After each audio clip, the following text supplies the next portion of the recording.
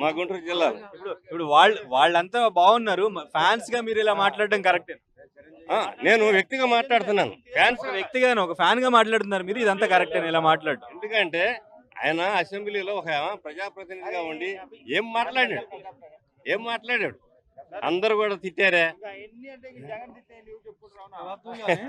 అట్లా ఎందుకంటే మనం పుట్టుకతో వచ్చాం, కొత్త తెచ్చింది లేదు, పాత తీసుకెళ్లేది లేదు, ఏదో ఒకటి ప్రజలకు చెయ్యాలి అనే దృక్పథంతో నడుస్తున్నాడు ఈ రోజు కూడా.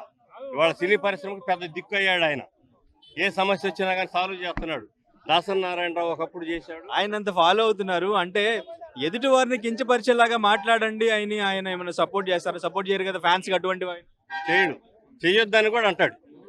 ఎదుటి మనిషిని గౌరవించమని అంటాడే కానీ కించపరచమని అన్నాడు. తను ఎవరు ఎన్ని అన్నా కానీ తనే ఆస్వాదించాడే తప్ప ఎవరిని కూడా కించెత్తు మాటలల్లా.